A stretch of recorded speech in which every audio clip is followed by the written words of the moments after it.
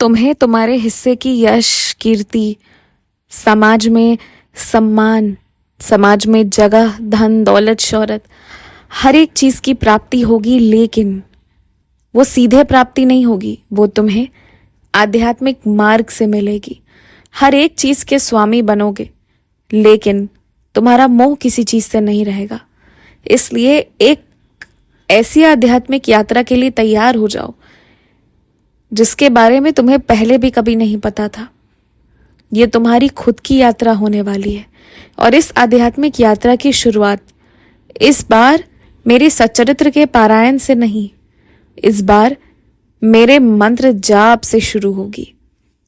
अब तुम देखो कैसे तुम्हारा मन चाहे कुछ भी बोले, तुम्हारा शरीर मेरी बात मानते हुए रोज सुबह और रोज रात में बैठकर अब जाप करेगा। तुम देखते जाओ अब क्या होगा, और अब जो होगा वो तुम्हें आजीवन सुख प्रदान करेगा। तुमने बहुत पुण्य कमा लिए हैं, बहुत पुण्य अर्जित कर लिया है, जिसकी वजह से अब तुम्हें ये आशीर्वाद मिल रहा है कि तुम इस आध्यात्मिक मार्ग का आजीवन आनंद ले सकते हो। आगे के लिए ध्यान रखना कि अच्छे ही कर्म करते रहना, तब तुम्हें मोक्ष की भी प्राप्ति निश्चित होगी। छुट्टी वाले दिन पूरा दिन ना घर में रहकर बिस्तर पर सोकर आलस में मत गुजार दो।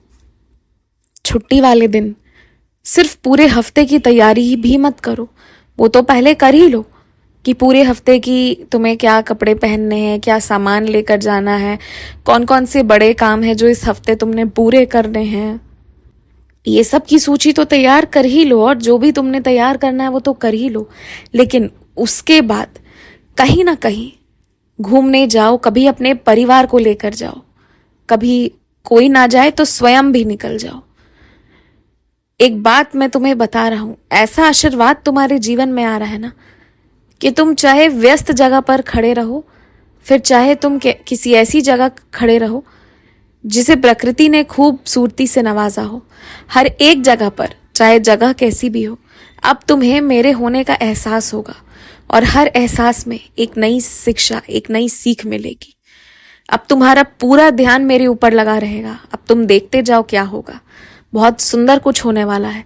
और एक बात जानते हो, तुम आज जो नौकरी कर रहे हो, तुम ये चीज मुझसे पहले मांग रहे थे, याद है ना तुम्हें? तुमने मुझसे बहुत विनती की है, बहुत मन्नतें मांगी है, फिर जाकर तुम्हें ये मिली है। तो इसे ना बोझ मत समझो, शौक से करो। ये तुम्हारा शौक है, तभी तुमने मुझसे मांगा था। कई बार हमें ऐसा लगता है, हमें ऐसा एहसास होता है कि कुछ चीजें हम सिर्फ इसलिए कर रहे हैं क्योंकि जीवन की मांग है, पर तुम्हारी आत्मा की वो शौक थी, इसलिए तुम्हारी आत्मा ने उस यात्रा को चुना था।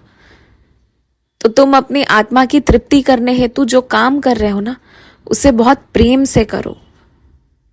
और जब कोई काम दिल लगाकर प्रेम से करोगे ना, तो शरीर को थकान महसूस नहीं होगा। अक्सर तुम्हारे साथ ऐसा होता है कि हफ्ते के 6 दिन तुम्हें अच्छे नहीं लगते, और छुट्टी वाला दिन ही तुम्हें बहुत खुशी मिलती है।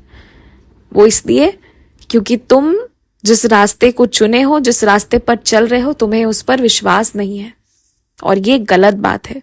सुधार करो अपनी। बाकियों का क्या है क्या नहीं है, इससे तुम्हारा कोई मतलब नहीं है, लेकिन तुम अपना पता रखो कि तुम धीरे धीरे करके ना ध्यान करने का समय बढ़ाओ। 10 मिनट, 20 मिनट, 1 घंटे, 2 घंटे, उसे इस तरह लेकर जाओ। तुम्हें इस धरती पर मिलने वाले हर सुख की प्राप्ति होगी। आशीर्वाद है तुम्हें, तुम्हारे आगे के कुल को, आगे की पीढ़ियों को, सबको ये मिलेगा। ये आशीर्वाद है। तुम समझ नहीं रहे हो, तुम घबरा जाते हो, और जो चीजें तुम्हें घबराहट में डालती है ना, जो जो उस तरह के कारण है, उससे दूर रहो।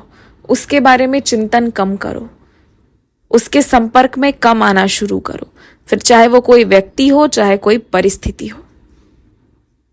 हमेशा खुश रहो, मुस्कुराते रहो, और जहां भी हो, जहां भी रह रहे हो, वहां के प्राकृतिक सुख का अनुभव लेते रहो, क्योंकि इसी प्रकृति के बीच में तुम्हें मेरे पावन दर्शन मिलेंगे और तुम्हें खुशी भी मिलेगी।